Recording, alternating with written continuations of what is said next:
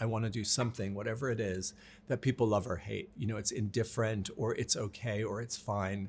It's not a place I want to go. Hi, Nikki. Yeah, click, don't clack.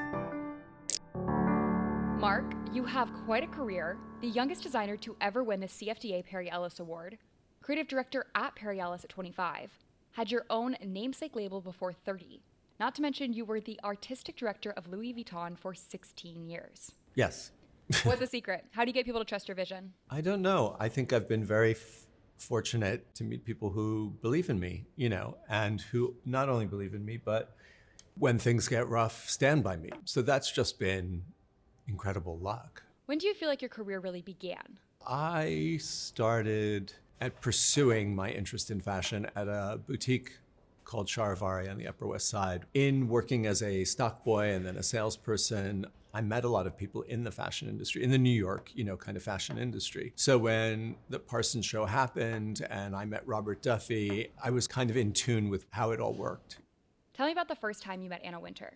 Well, she probably wouldn't remember this, but the first time I met her, I was working at Charivari. I was probably 18 years old, and I was like, oh, wow, that's Anna Wintour. She's this big fashion editor. But that was kind of it, and I probably said hello, and she probably was polite, and then went about whatever she was doing.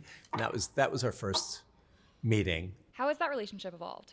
I mean, a lot of people say a lot of things about Anna, but I think she has an incredibly kind heart. I know that when I was struggling with addiction, she took me to lunch, and very in Anna form, she was like, why don't you learn to play tennis or something?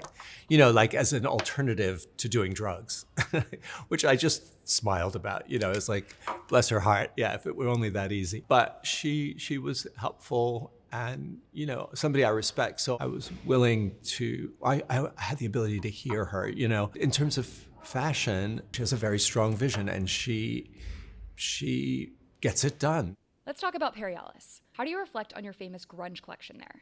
My first collection there I was very excited about, and I felt it really referenced the spirit in which I felt Perry and his team had, and a lot of people didn't like it, which is fine. But, Anna Wintour had just moved to Vogue. She and her team did, and so it felt like the old guard who was, sort of all about what Perry had become, felt very differently than the new guard, which felt like, doesn't really matter, we like what he's doing kind of thing. And so I guess I tried to please people who felt that it should be more adult and more about clothes that people wear and whatever. And that was just a losing battle. So I gave up on that battle. And that, of course, led to this confidence about doing a collection that I felt was inspired by what is now called grunge or the grunge scene, and also the types of models that people were interested in, like Kate Moss, and photographers like Jürgen Teller, David Sims, Corinne Day. People loved it and people hated it. And I really kind of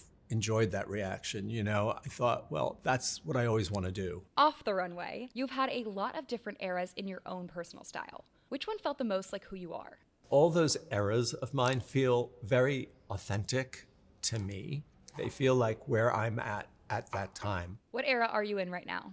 I think we're on my nail journey. What is that? I never know the name of that thing where you have the magnifying glass on your Instagram.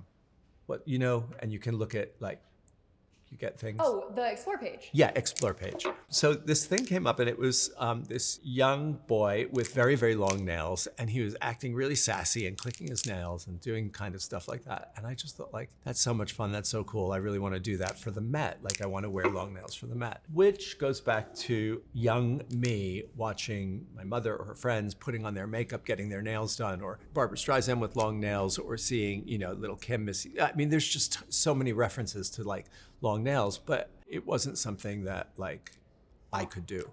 And I thought, fuck that, I can do that. And I'm gonna do that, and I'm gonna have fun with it. And so I did my first, foray into the long nail world for the Met. I always try to find a way to make the Met fun for me. And again, usually the answer is always, what am I gonna wear?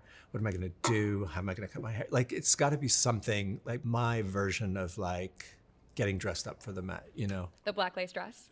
Yes, for instance. Pharrell calls Louis Vuitton the house that you built. I love Pharrell.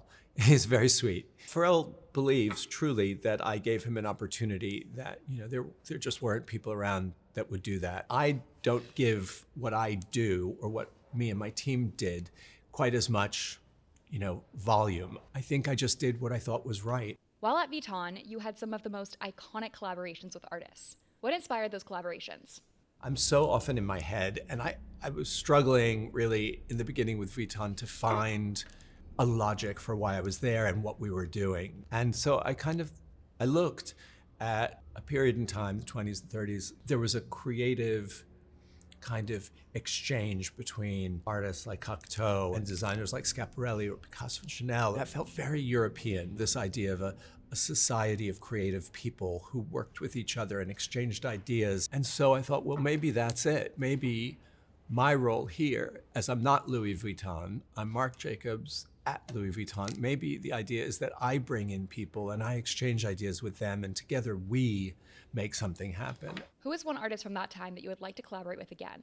Takashi Murakami. Takashi was really, really, really special in the work that we did and the way he described it. He would call it catchball, I think, where it was like I would throw an idea, he would throw me back his idea, and then I would throw back like my feelings about his idea, and it went back and forth, which I love, because that to me is really a collaboration. I mean, I would love to collaborate with Stephen Sprouse, but he's no longer here. We are doing a collaboration with his brother or his family, because Stephen had gifted me a piece that we've been using. We talked a lot about your time in Paris, but in New York, you were also running your own label. Why do both?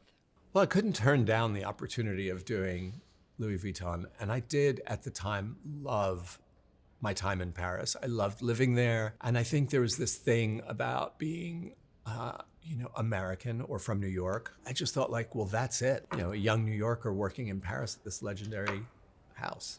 Your own label has now expanded into beauty and fragrance, with Daisy becoming really a household name. Yeah. Can you tell me a little bit of the story of Daisy's creation? I had a dog named Daisy who was named after Daisy Buchanan in The Great Gatsby, my favorite book. And then I thought about what a daisy represented, and it's a flower that doesn't have a smell. It represents a spirit. So it was very easy for me to create the world of Daisy. It was outdoors, it had like a kind of freedom to it. And then we worked on the fragrance. The woman, I don't remember her name, who was the nose, tried to, again, capture the story, this romantic story I was telling in a fragrance. But, all I want to do is create a story. Why do you do what you do? I like being constantly curious. I like refusing in some ways to get old, the idea of age not mattering. And I think at the end of the day, I do what I do because I love it. And it's not just for you. It's like, this is for me too.